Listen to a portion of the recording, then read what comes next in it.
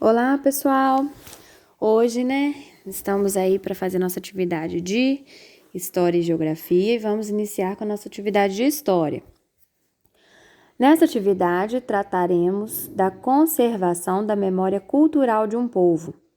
Vamos iniciar lendo e fazendo as atividades das páginas 79. Nessa página 79 vocês vão só ler, não vão fazer as atividades. E da página 80 vocês vão ler e fazer as atividades, do livro de História. Então vamos lá. Página 79, vamos fazer a leitura então. Os lugares de memória. As cidades e o campo se modificam com o passar do tempo. Nós já vimos isso, no bimestre passado. Por isso, muitos edifícios e objetos antigos precisam ser conservados. Eles são importantes para a história, pois mostram uma parte do dia a dia dos grupos sociais de uma comunidade no passado. Então, gente, não tem como, Não pode mudar tudo e não sobrar nada para a gente relembrar a história, dos nossos antepassados, das pessoas que já viveram, no lugar onde a gente vive. Muitas vezes, pessoas, acontecimentos ou mesmo características do lugar são lembrados em nomes de ruas, praças, monumentos e edifícios. Então, gente, como nós já falamos, sobre os nomes das ruas e dos bairros, às vezes eles usam os nomes, a maioria das vezes, os nomes de pessoas, que foram importantes na história da localidade. Você pode ver que tem vários monumentos pela cidade, estátuas, algumas construções que fazem a gente relembrar o passado, justamente em homenagem mesmo a pessoas que viveram no passado, a fatos que aconteceram no passado. Veja este exemplo. Como surgiu o nome desta rua? A famosa Ladeira da Preguiça, em Salvador, no estado da Bahia, ganhou este nome por ter sido a via de acesso de mercadorias vindas do porto para a cidade, levadas em carretões puxados a boi e empurrados por escravos. Do alto de seus casarões, ao verem os escravos tomando fôlego para subir com sacos de 60 quilos nas costas, as elites gritavam: "Sobe, preguiça! Sobe, preguiça!" Então, gente, essa rua ela se chama Ladeira da Preguiça, porque relembrando esse acontecimento que acontecia no passado. Os escravos iam, carregando aqueles sacos de 60 quilos, é muito pesado isso, gente? Nas costas, aí os chefes, as pessoas ricas, elas olhavam lá da janela da casa delas e gritavam: "Sobe, preguiça!" quando eles paravam para descansar um pouquinho. Olha que absurdo. Então, essa rua ficou com esse nome porque acontecia muito isso lá. Então, para relembrar, esse momento, essa rua ficou com esse nome. Então, vamos lá, agora a página 80, porque 79 a gente vai só fazer mesmo essa leitura. Continuando, gente, na página 80. Muitas estátuas e monumentos prestam homenagem a pessoas e acontecimentos do passado que foram considerados importantes para a história de uma cidade ou de um país. Mas nossa história é fruto da ação de todos, inclusive das pessoas comuns. Não é só as pessoas importantes que são importantes, não. Todos nós somos, na construção da história do lugar onde vivemos. Olha, essa primeira imagem aí é monumento a Zumbi dos Palmares. Zumbi dos Palmares foi alguém muito importante, Esse monumento fica no Rio de Janeiro, estado do Rio de Janeiro, em 2016, que foi tirada essa foto.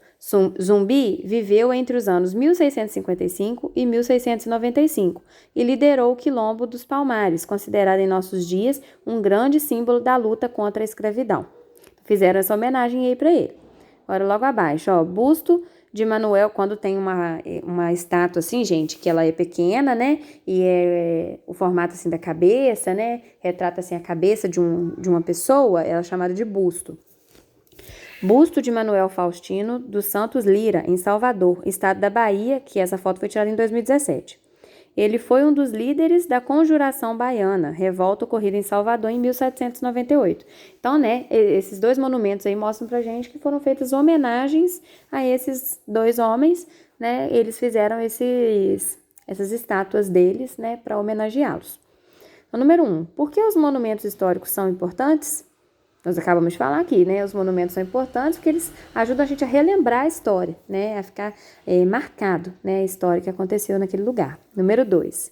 Escolha um monumento do lugar onde você mora e escreva: como é o monumento?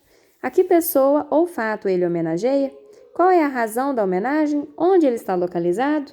Então, gente, eu vou agora ler para vocês, né, lá na folhinha, né, do nosso bloco de atividades, que eu coloquei ali alguns exemplos de monumentos que nós temos aqui na nossa cidade, que vai ajudar vocês a fazer essa atividade número 2.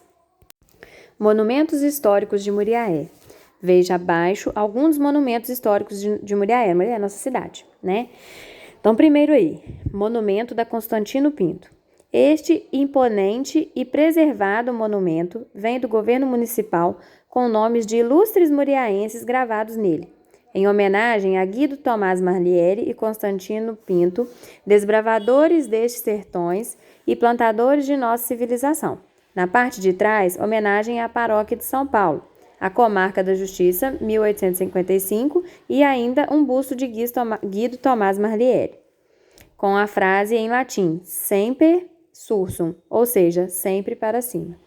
Então, gente, esse monumento da Constantino Pinto, ele fica lá na rua, né, Constantino Pinto, aqui na nossa cidade, e ele homenageia Guido Tomás Marliere e Constantino Pinto, que foram os dois homens que começaram a nossa história aqui de Muriaé, né, que nem existia ainda e foram eles que começaram. Segunda imagem, busto Dr. Antônio Canedo, né? Como eu já expliquei, é só essa imagenzinha aí, né? Essa estátua do rosto, então se chama busto. Um busto na parte superior da Avenida Constantino Pinto, né? Também está lá na rua Constantino Pinto, faz homenagem ao prefeito Dr. Antônio Canedo, criador do Dia do Muriaense. Foi deputado da Assembleia Constituinte de Minas Gerais em 1847 até 1949. Prefeito de Muriaé de 1955 a 1959. E ele morreu em 8 de abril de 1959. Então, né, gente, esse busto faz homenagem a ele, foi uma pessoa, né, ilustre aqui na nossa cidade. Próximo aí, o relógio da praça com 3 faces. Esse relógio acho que todo mundo já deve ter visto, né, gente? Ele fica ali na Praça João Pinheiro, é bem próximo aqui, né, do bairro da nossa escola, né, o bairro Centro. Então, eu acredito que todos vocês já tenham visto. É o cartão postal de Muriaé. O relógio da Praça João Pinheiro tem 3 faces, quer dizer, ele tem 3 lados. Na primeira, traz a placa homenagem à comarca como símbolo da justiça, 1865. A outra com a figura de um índio e a data da fundação da cidade em 6 de junho de 1817. E a outra, uma nova lembrança da cidade de 1865, ilustrada por uma vila talhada na pedra. Então, gente, esse relógio, quando você escuta falar de Muriaé, normalmente já aparece a imagem desse relógio, né? É uma das marcas aqui da nossa cidade. E por último aí, o monumento Fraternidade e Igualdade. A grande pedra do jardim central do trevo das rodovias BR-116 e 365. Então, essa pedra, ela fica, né, no meio, né, no trevinho entre essas duas rodovias. Traz as palavras fraternidade e igualdade, e ainda o símbolo de 2 mãos sobre ela. O monumento não está com a placa de inauguração, mas seria uma homenagem da maçonaria, uma homenagem que a maçonaria fez, né, aí à nossa cidade. Então, gente, vocês vão olhar aí, né, esses monumentos que eu coloquei. Se você quiser pesquisar algum outro também para responder aquela pergunta lá do livro, né, número 2 da página 80, você também pode pesquisar outro, não tem problema. Se você quiser fazer uma pesquisa de outros monumentos históricos da nossa cidade e colocar lá no grupo para todo mundo ver, você pode gravar um vídeo contando, aí, né, fica ao seu critério. Você pode fazer isso, que é uma pesquisa muito legal para a gente conhecer mais da história da nossa cidade. Agora aí, gente, só para, né, terminar, responda.